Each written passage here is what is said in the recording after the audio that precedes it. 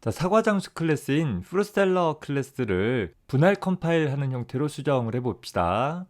자, 이를 위해서 우리는 새로운 프로젝트를 하나 생성을 할 것인데 새 프로젝트 만들기 선택하고 나서 새로 빈 프로젝트를 하나 생성을 하세요.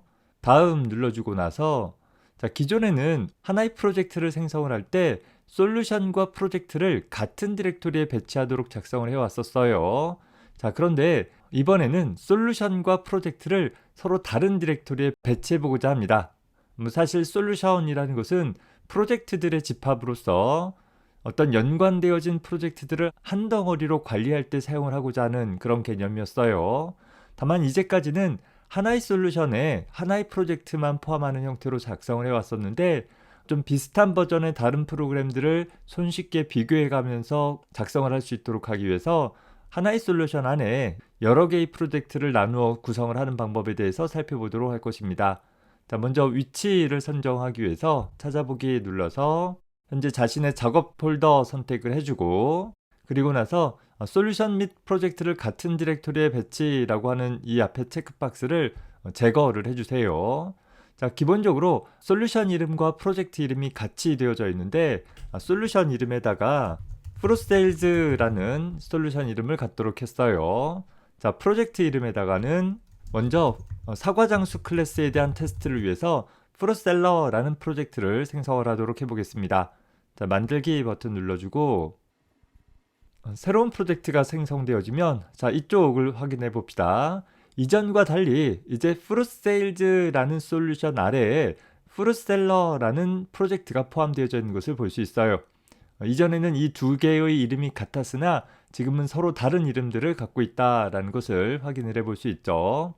자, 물론 프루셀러라는 프로젝트에다가 새로운 소스 코드를 추가하고자 한다라고 한다면 마우스 오른쪽 버튼 눌러가지고서 추가하기를 새 항목 선택해서 새로운 소스 코드를 추가하는 과정들을 거쳤었어요. 뭐 예를 들어서 테스트라고 입력을 했다라고 하면 현재 test.cpp라는 소스 파일이 프루셀러라는 프로젝트 안에 포함되어지는 것을 살펴볼 수 있습니다. 현재 윈도우 탐색기를 이용을 해가지고서 현재 프루세일즈라는 솔루션 폴더 밑에 프루셀러라는 프로젝트 밑에 가보면 test.cpp라는 소스 파일이 추가되어진 것을 확인을 해볼 수 있죠. 자, 이 상태에서 우리가 여기에다가 소스 코드를 입력을 하고 나서 컴파일하고 링크하고 실행하게 되어지면 이 test.cpp라는 소스 코드를 기반으로 해서 하나의 독립된 실행 파일을 만들어낼 수 있을 거예요. 자, 그런데 여기서 소스 코드를 선택을 하고 나서 마우스 오른쪽 버튼 누르고 제거라는 메뉴를 선택을 해주게 되면 제거와 삭제라는 버튼이 나타나는데, 삭제라는 버튼은 현재 이 test.cpp라는 소스 파일을 프루셀러라는 프로젝트에서 제거함과 동시에 아예 물리적으로 지워버리는 작업을 수행을 하는 것이고, 제거라는 버튼은 그저 프로젝트에서와의 연결을 제거하는 동작만 수행을 하게 되어집니다. 뭐 예를 들어서 제거 눌러주게 되어지면 이제 더 이상 이 프루셀러라는 프로젝트 안에는 test.cpp라는 소스 파일이 관여할 수 없게 그 연결 관계를 끊어버리게 되어지는 처리가 일어나게 되어져요. 뭐 하지만 탐색기에 가보면 여전히 test.cpp라는 소스 파일은 남아있는 것을 살펴볼 수 있겠습니다. 필요 없으니까 우리는 이 부분을 삭제해 버립시다. 자, 그리고 우리 지난번에 작성했던 프로젝트 폴더에서 프루셀러.cpp라는 소스 파일을 찾아볼 수 있을 거예요. 자, 이 부분을 복사해 가지고서 프루셀러라는 지금 만든 프루세일즈라는 솔루션 밑에 있는 프로젝트에다가 추가해 줍시다. 붙여넣기 해주게 되면 자, 이렇게 복사하고 나서 프루셀러.cpp라는 소스 파일의 이름을 main.cpp라는 형태로 이름을 수정을 해봅시다. 자, 어떤 이름의 소스 코드이든 C++에서는 소스 파일명이 무엇인지 크게 영향을 미치지는 않아요. 다만 프로젝트 폴더 안에 소스 코드를 위치했다라고 해서 그 소스 코드가 자동적으로 프로젝트를 컴파일하고 링크할 때 관여되어지는 것은 아니고 반드시 프로젝트 내에 포함시켜주는 절차들을 명시적으로 가져야 합니다. 따라서 현재 솔루션 탐색기에서 프로젝트 이름 선택을 하고 마우스 오른쪽 버튼 눌러서 추가하기를 새 항목이라고 하면 새로운 소스 코드를 만들 때 사용하는 것이고, 지금은 기존에 있는 소스 파일을 프로젝트에 연결하고자 할 것이기 때문에 기존 항목 선택해 주어서 현재 프로젝트 경로 밑에 있는 파일 중에서 main.cpp라는 소스 파일을 추가하도록 해봅시다. 자, 이제 main.cpp라는 소스 파일이 비로소 현재 프로셀러라는 프로젝트에 연관이 되어진 것이고, 이 상태에서 우리가 해당하는 프로젝트를 빌드해 주게 되어지면 잘 컴파일이 되어져서 실행 파일이 생성되어지는 것을 볼 수 있습니다. 윈도우 탐색기에 가보면 현재 프로셀러라는 폴더 밑에 디버그라는 폴더가 하나 생성된 것을 볼 수 있어요. 그리고 그 디버그라는 폴더 밑에 가보면 main.c를 컴파일한 main.object 파일이 하나 생성된 것을 볼 수 있죠. 다만 이전과 달리 링크한 결과인 실행 파일은 이 폴더 상에 위치하지 않게 되어지는데, 솔루션과 프로젝트를 별도의 경로로 따로 분리해서 유지했다라고 한다면 현재 솔루션 폴더 밑에 디버그라는 폴더가 생기고, 그 디버그라는 폴더 밑에 작성되어진 실행 파일이 위치되어진다라는 것을 참고 삼아 봐두기 바랍니다. 솔루션이라는 것은 여러 프로젝트들의 묶음이다 라고 했고, 따라서 각 프로젝트에서 만들어진 부산물들은 그 프로젝트 밑에 있는 디버그 폴더에 저장이 되어지지만, 최종 결과물인 실행 파일은 솔루션 폴더 밑에 있는 디버그 폴더에 위치한다 라는 것이죠. 자, 어쨌든 강의 자료에 기술한 코드는 프로셀러라는 클래스의 정의와 그 클래스를 이용하는 메인 함수 부분, 그리고 프로셀러 클래스에서 제공되고 있는 멤버 함수들에 대한 구현 사항들을 모두 하나의 소스 파일에 유지하고 있죠. 자, 이 부분을 분할 컴파일하는 형태로 나누어서 프로셀러라는 클래스를 다른 프로그램을 작성할 때에도 손쉽게 인용할 수 있도록 해보고자 하는 것입니다. 자, 이를 위해서 현재 프로셀러라는 프로젝트에다가 추가 메뉴에서 새 항목 선택하기를, 우리는 먼저 헤더 파일을 추가해 보도록 합시다. 현재 파일 이름으로서 프로셀러라는 이름을 부여하면 현재 헤더 파일이 선택되어져 있기 때문에 굳이 .h 기술하지 않더라도 자동적으로 추가해 주게 되어지면 프로셀러.h라는 헤더 파일이 프로젝트에 추가되어지는 것을 볼 수 있어요. 기본적으로 이 프로셀러.h라는 헤더 파일 안에는 #programmer_once라는 하나의 전처리기 명령어가 포함되어져 있는데, 자, 이 전처리기 명령어는 비주얼 스튜디오 내에서는 잘 동작하는데 일반적으로 널리 사용되어지는 표준 전처리기 명령어가 아니기 때문에 다른 컴파일 환경에서는 제대로 동작되어지지가 않아요. 그래서 일단 우리는 이 구문을 지워버릴 것입니다. 자, 그리고 나서 메인 함수에서 정의되어져 있는 부분 중에 헤더 파일로 옮겨질 필요가 있는 클래스의 정의 부분을 잘라내기 해가지고서 헤더 파일 쪽에다가 붙여넣기 해주도록 해볼 것이에요. 즉, 프로셀러라는 클래스가 존재하는데 그 클래스는 이러이러한 멤버를 가지고 있다라는 것들을 정의하게 되는 것이죠. 자, 저장해주고 main.cpp에 가서 다시 저장해주게 되어지면 아까와는 다르게 이제 메인 함수에서 객체를 생성을 할 때 사용됐던 프로셀러라는 부분에서 유효한 식별자가 아니다라는 오류가 발생한 것을 볼 수 있어요. 현재 소스 코드에서는 프로셀러라는 것이 무엇인지 모르겠다라고 컴파일러가 오류를 내주게 되는 것이죠. 클래스의 정의를 외부 소스 파일로 분리해낸 것이잖아요. 따라서 현재 소스 코드에서 정의되어 있지 않은 부분들을 사용하고자 한다라고 하면 그 부분에 대한 정의를 담고 있는 헤더 파일을 상단에 포함시켜주면 될 것입니다. 따라서 샵 include 하기를 프로셀러.h라는 헤더 파일을 이중 따옴표를 통해서 포함시키도록 해주게 되어지면 이제 프로셀러라는 클래스에 대한 정의를 외부에 정의되어진 이 헤더 파일을 통해서 가져올 수 있게 되어져서 정상적으로 컴파일 되어질 수 있는 것을 확인해 볼 수 있을 것입니다. 헤더 파일을 포함하고자 했을 때 이중 따옴표를 사용을 하게 되어지면 현재 소스 코드와 같은 경로상에서 대상이 되어지는 헤더 파일을 찾는다라고 했었죠. 반면에 꺽쇠 괄호를 사용하게 되어지면 표준 헤더가 위치하고 있는 경로에서 해당하는 헤더를 검색하게 되어진다라는 것입니다. 자, 더불어서 현재 프로셀러라는 클래스의 멤버 함수들을 정의하고 있는 구문들도 외부 파일로 별도로 분리를 해봅시다. 현재 프로젝트 이름에서 마우스 오른쪽 버튼 눌러서 추가하기를 새 항목 선택하고 cpp 파일 선택해 봅시다. 프로셀러라는 이름의 하나의 소스 파일을 생성하도록 선택을 하고 추가 버튼 눌러주게 되어지면 fruitseller.cpp라는 소스 파일이 fruitseller 프로젝트 내에 포함되어져 있는 것을 확인해 볼 수 있을 것입니다. 자, main.cpp에 가서 현재 fruitseller의 멤버 함수를 정의하고 있는 구분들을 잘라내기 하고 그 부분을 fruitseller.cpp 쪽에다가 붙여넣기 해주게 되어지면 역시 fruitseller.cpp 안에서는 fruitseller라는 식별자가 무엇을 나타내는지 알 수 없다라는 그런 오류가 발생되는 것을 볼 수 있어요. 따라서 상단에다가 현재 fruitseller라는 클래스의 정의를 담고 있는 헤더 파일인 fruitseller.h라는 헤더를 include 해주게 되어지면 정상적으로 처리가 되어지는 것을 볼 수 있습니다.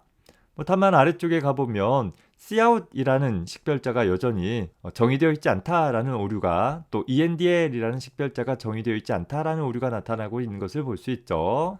아까 main.cpp에 가보면 메인 함수에서는 더 이상 표준 입출력 스트림 객체를 사용하는 부분들이 없기 때문에 이 부분들을 모두 다 잘라내기 위해서 fruitseller.cpp 쪽에 붙여넣기 해주게 되어지면 그리고 모두 저장해주게 되어지면 필요한 부분들의 이동을 모두 마무리할 수 있게 되어집니다.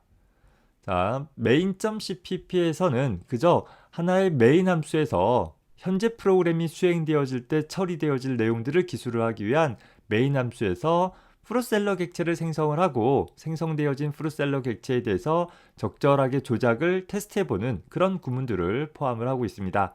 물론 fruitseller 객체에 있어서 sailApple이라는 멤버 함수는 반환값을 가지니까 그 반환값들을 출력해보는 처리를 포함해 볼 수도 있을 것이에요. 자, 이 상태에서 각각의 소스 코드를 컴파일 해봅시다. 현재 빌드 메뉴 밑에 컴파일이라는 메뉴를 선택을 해주면 항상 컴파일이라는 과정은 cpp 파일을 기반으로 컴파일하는 과정이 수행이 되어져요. 현재 main.cpp를 컴파일해서 제대로 성공되어지는 것을 볼 수 있죠. 또 fruitseller.cpp 부분에서도 빌드 메뉴 밑에 컴파일 선택해 주게 되어지면 정상적으로 컴파일 되어지는 것을 확인해 볼 수 있을 것입니다. 자, 물론 fruitseller.cpp를 컴파일할 때에도 main.cpp를 컴파일할 때에도 fruitseller.h라는 헤더 파일을 참조하도록 하고 있기 때문에 이 클래스에 대한 정의들을 가져다가 이런 클래스가 있었지라는 것들을 확인을 해서 그에 따라서 적절하게 호출되어졌는지 또 적절하게 구현되어졌는지 같은 것들을 컴파일러가 확인해 볼 수 있게 되어지는 것입니다. 자, 최종적으로 빌드 메뉴 밑에 빌드 눌러주게 되어지면 링크 과정이 일어나서 정상적으로 실행 파일 만들어질 것이고 디버그 밑에 디버그하지 않고 시작 눌러주게 되어지면 실행되어져서 사과 판매자는 2개의 사과를 판매하고 판매 수익 2,000원을 얻었다라는 것을 적절하게 출력하는 것을 확인해 볼 수 있을 것입니다. 자, 다만 현재 작성한 fruitseller.h라는 헤더 파일은 지금처럼 단순하게 사용되어지는 것이 아니라 큰 규모의 프로젝트에서 여러 복잡한 경로를 통해서 중복 참조되어진다라고 했을 때 같은 이름의 클래스를 선언하는 문장이 한 번 이상 발생되어질 수가 있고 그런 경우에는 재정의 오류가 발생되어지기 때문에 헤더 파일이 여러 소스에서 중복으로 참조되어진다 하더라도 최초 한 번만 포함되어질 수 있도록 처리하기 위해서 우리는 전처리기 명령어의 도움을 받아서 처리를 해준다라고 했었죠. 샵 if not define 하기를 현재 헤더 파일 이름과 연관되어진 심볼을 하나 정의를 해서 그 심볼이 정의되어 있지 않다라고 한다라고 하면 그 안쪽으로 들어와서 해당하는 심볼을 정의를 하고 클래스 선언 부분을 컴파일러에게 넘겨줄 수 있도록 처리해주는 과정이 필요하다라고 했었어요.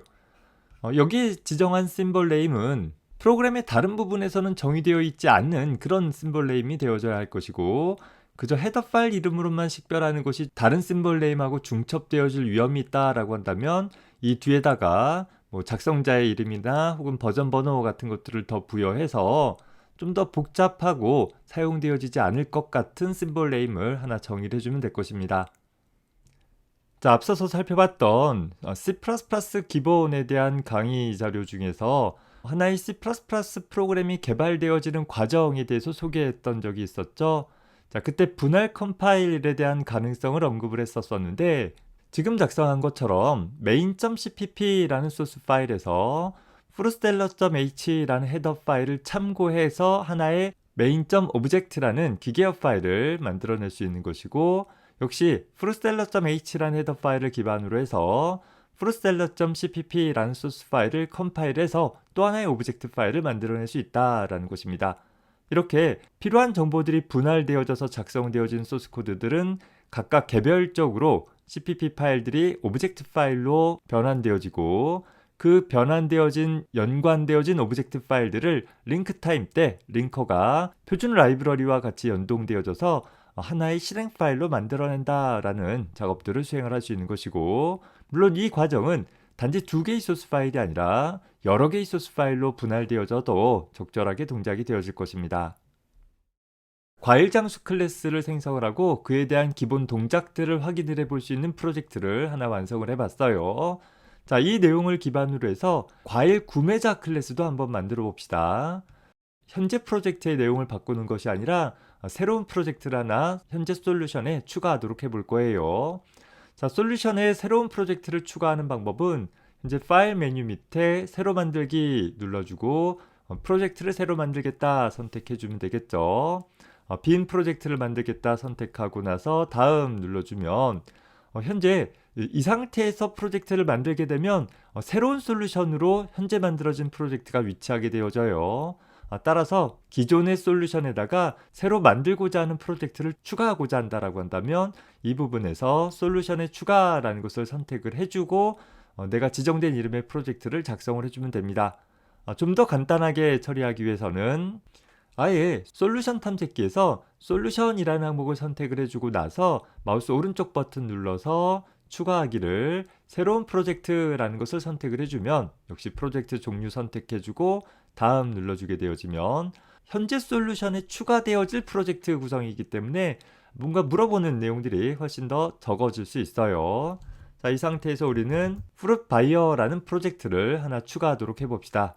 만들기 눌러주면 자, 기존에 fruitstellar라는 프로젝트 외로 fruit buyer라는 프로젝트가 현재 fruit sales라는 솔루션 밑에 추가되어진 것을 볼 수 있어요. 자, 윈도우 탐색기에 가보면 현재 fruit sales라는 폴더 밑에 fruitstellar와 fruit buyer라는 두 개의 프로젝트 폴더가 생성되어 있는 것을 살펴볼 수 있죠. 자, 이 상태에서 마찬가지로 fruit buyer 클래스를 정의하고 fruit buyer 클래스에 대한 간단한 테스트를 포함하고 있는 메인 함수를 구성하도록 해보겠습니다. 마우스 오른쪽 버튼 눌러서 추가하기를 새 항목 만들기를 헤더 파일부터 만들어 볼까요? fruit buyer라는 헤더 파일을 추가할 것이고 프로그래머 once라는 부분은 우리 안 쓴다라고 했었죠. 자, 더불어서 fruit buyer라는 프로젝트에다가 추가하기를 새 항목 이번에는 cpp 파일 만들기를 fruit buyer라는 소스 파일을 추가하도록 해볼 거예요. 그리고 마지막으로 마우스 오른쪽 버튼 눌러서 추가하기를 새 항목 main.cpp도 추가하도록 해봅시다. 자, fruit buyer라는 클래스의 정의를 담고 있을 fruit buyer.h라는 헤더 파일에도 중복 참조를 방지하기 위해서 전처리기 명령어 if not define 하기를 fruit buyer _h라는 심볼이 정의되었는지를 검사해 봅시다. 자, 그리고 나서 정의되어 있지 않다라고 하면 define 하기를 해당하는 부분을 정의를 하고 마무리를 해주면 되겠죠. endif 다음에는 심볼 네임을 갖고 있지 않기 때문에 주석으로 표기를 했고 if not define endif 부분은 중첩되어져서 사용되어질 수 있기 때문에 이 부분이 여기서 끝난다라는 것을 명시적으로 나타내고자 주석을 표시한 것입니다. 자, 그 안에다가 fruit buyer라는 클래스를 정의해 볼 수 있겠죠. 현재 fruit buyer라는 클래스는 구매자가 구매를 할 때 사용되어질 보유 금액과 구입한 사과 개수를 저장을 하기 위해서 각각의 멤버 변수들을 추가를 해 볼 수 있을 거예요. 자, 더불어서 구매 행위를 나타내기 위해서 우리는 buyApple이라는 멤버 함수를 정의해 볼 수 있는데 이 buyApple이라는 멤버 함수를 어떤 식으로 정의할 것인가를 생각을 해보기 위해서 함수의 호출 형태를 좀 생각을 해봐야 될 것이에요. 자, 따라서 현재 프로젝트에 있는 main.cpp에 가서 이 fruit buyer를 테스트해보기 위한 메인 함수를 다음과 같이 한번 작성을 해보고자 합니다. 자, fruit buyer 객체를 생성을 하고 적절히 멤버 변수들을 초기화한 후에 현재 사과 구매자 객체에 대해서 사과를 구매하는 행위를 나타내기 위해 buy apple이라는 멤버 함수를 호출하면서 뭐 나는 2,000원어치 사과를 구매하겠다 혹은 나는 사과 2개를 구매하겠다와 같이 작성을 해볼 수 있을 것입니다. 뭐 현재에서는 과일 장수 객체와 마찬가지로 금액을 전달한다 라고 가정을 해봅시다. 따라서 현재 buyApple이라는 멤버 함수는 매개 변수로 하나의 정수 값으로 구매 금액을 전달받을 것이고 함수 호출을 마치고 호출 측으로 뭐 아무것도 반환하지 않는다 라고 가정을 해봅시다. 자, 더불어서 showResult라는 멤버 함수를 통해서 현재 사과 판매자의 상태를 출력할 수 있도록 작성을 해볼 것이에요. 따라서 메인 함수 쪽에서는 사과 구매자 객체에 대해서 showResult를 통해서 구매 행위가 적절히 일어났는지를 확인해 보도록 작성을 해볼 수 있을 것입니다. 자, 따라서 사과 구매자 클래스의 사과 구매 행위를 기술로 하고 있는 buyApple이라는 멤버 함수는 다음과 같은 형태로 작성을 해볼 수 있을 거예요. 뭐 예를 들어서 현재 자신의 멤버 변수인 money라는 값을 매개 변수로 전달받은 사과를 구매할 때 사용되어지는 금액만큼을 차감해라 라는 처리를 해볼 수는 있을 거예요. 자, 다만 현재 money라는 식별자는 현재 함수 내에서 정의되어 있지 않다라는 오류가 발생되어지죠. 왜 이 오류가 발생됐는가 생각을 해보면 현재 정의되어진 함수 buyApple은 어떤 특정 클래스의 멤버 함수 형태로 정의되어진 것이 아니라 그냥 일반 함수로 정의되었기 때문에 fruit buyer라는 클래스에서 정의되어진 멤버 변수에 접근할 수 없는 문제가 발생된 것입니다. 자, 따라서 이 함수는 fruit buyer라는 클래스의 멤버 함수이다 라는 것을 명시적으로 나타내기 위해서 클래스 이름 콜론이라는 표현을 사용을 해준 것이고, 역시 fruit buyer라는 클래스가 사용되어지도록 하기 위해서는 상단에 샵 include 하기를 해당하는 헤더 파일을 적절히 포함시켜주는 작업이 필요하게 될 것이에요. 역시 사과를 구매한다 라고 한다면 자신의 돈만 차감하면 되는 것이 아니라 넘어브 애플이라는 구입한 사과 개수를 현재 값에서 더 추가하는, 더 증가시켜주는 처리를 해줘야 되겠죠. 내가 구입하고자 하는 금액이 M1이다 라고 하고 가정하기를 사과 단가가 1,000원이다 라고 가정하면 다음과 같은 수식을 통해서 구입한 사과의 개수만큼을 더 증가시켜주는 처리가 적절하게 일어날 것입니다. 역시 현재 구매자 객체 자신에 대한 상태 정보들을 적절하게 출력해 보기 위해서 showResult라는 멤버 함수도 정의를 해볼 수 있을 것이고, 이 역시 cout이라는 객체와 endel이라는 특별자들을 사용을 할 수 있도록 하기 위해서 iostream 헤더를 포함을 하고 네임스페이스에 대한 정의를 적절하게 포함을 해주면 완성이 되어질 것입니다. 자, 따라서 전체 저장을 해주고 나서 빌드하기를 fruit buyer라는 부분에 대한 빌드가 잘 된 것 같고 실행 파일이 생성된 것을 볼 수 있어요. 자, 그리고 나서 디버그 밑에 디버그하지 않고 시작하게 되어지면 자, 프로그램을 수행을 해봤는데 fruit buyer라는 프로그램이 수행되어진 것이 아니라 앞서서 작성을 했던 fruit seller라는 클래스에 대한 테스트 프로그램이 수행되어진 것을 살펴볼 수 있습니다.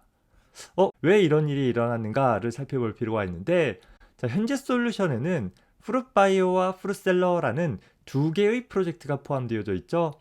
자, 그런데 프로젝트 이름을 가만히 보면 fruit seller라는 프로젝트의 이름이 fruit buyer라는 프로젝트보다 더 두껍게 표현되어지고 있는 것을 볼 수 있어요. 다시 말해서 기본적으로 프로그램을 실행하거나 디버깅한다 라고 한다면 현재 fruit seller라는 프로젝트에 포함되어진 내용 기반으로 처리가 되어지도록 설정이 되어 있는 상태인 것입니다.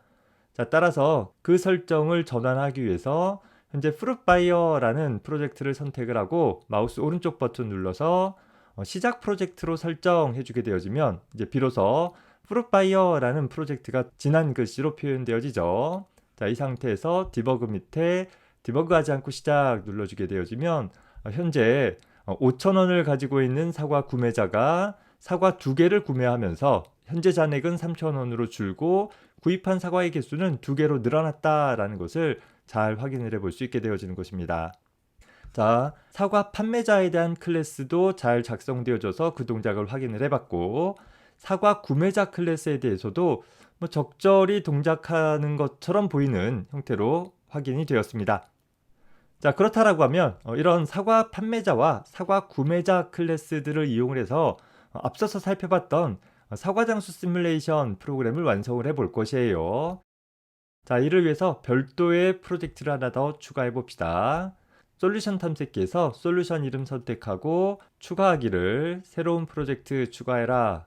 빈 프로젝트를 추가하는데 프로젝트 이름은 Fruit Sales Sim이라는 이름으로 프로젝트를 하나 새로 생성을 해봅시다. 잊어버릴 수 있으니까 아예 현재 프로젝트를 시작 프로젝트로 고정을 해주고, 자, 이 안에다가 이제 과일 장수 클래스도 과일 구매자 클래스도 모두 다 포함시켜서 테스트를 해봐야 되잖아요. 그래서 이를 위해서 윈도우 탐색기에 가서 현재 프루셀러라는 클래스에 대한 내용들 선택해서 복사하기를 현재 프루트 세일즈 심 안에다가 붙여넣기 해주고, 역시 사과 구매자에 대한 것도 헤더와 cpp 파일을 복사해서 프루트 세일즈 심에다가 붙여넣기 해주면 될 거예요. 즉 현재 프로젝트 경로 안에 내가 필요한 소스 파일들을 일단 복사해 가지고 오자 라는 것이죠. 자, 그리고 나서 현재 프로젝트에다가 그 소스 파일들을 추가하도록 하기 위해서 현재 마우스 오른쪽 버튼 눌러서 추가하기를, 자, 기존 항목을 추가하게 되는 것이죠. 눌러주면 현재 프로젝트에 대한 기본 경로 나올 것이고, 컨트롤 키 눌러서 각각의 항목들을 선택해 주게 되어지면 4개의 소스 파일을 한 번에 선택해서 추가할 수 있을 거예요. 자, 2개의 헤더 파일과 2개의 cpp 파일이 추가되어진 것을 볼 수 있죠. 자, 마지막으로 현재 마우스 오른쪽 버튼 다시 눌러서 추가하기를, 자, 새로운 항목 만듭시다. 소스 파일 이름은 simmain이라고 할까요? 추가 눌러주게 되어지면 하나의 시뮬레이션 처리할 수 있는 메인 함수가 현재 프로젝트 내에 추가되어져 있는 것을 확인을 해볼 수 있을 것입니다. 자, 그리고 나서 메인 함수에다가 다음과 같이 작성을 했습니다. 현재 메인 함수 안에서는 사과 장수 클래스도 사과 구매자 클래스도 사용되어질 필요가 있기 때문에 각각의 헤더들을 상단에 포함시켰고, 표준 출력 스트림을 통해서 일부 정보들을 출력할 필요가 있어서 역시 IOStream과 cout에 대한 네임스페이스 지정도 같이 해놓았습니다. 자, 그래서 현재 사과 20개를 가지고 있는 판매자로부터 돈 5,000원을 가지고 있는 구매자가 사과를 구매한 행위를 시뮬레이션 할 수 있도록 작성을 해본 거예요. 자, 현재 빌드 밑에 빌드 선택해 주게 되면 각기 컴파일 되어져서 하나의 실행 파일이 만들어진 것을 볼 수 있고, 디버그 밑에 디버그 하지 않고 시작 눌렀더니 자, 어떻게 됐어요?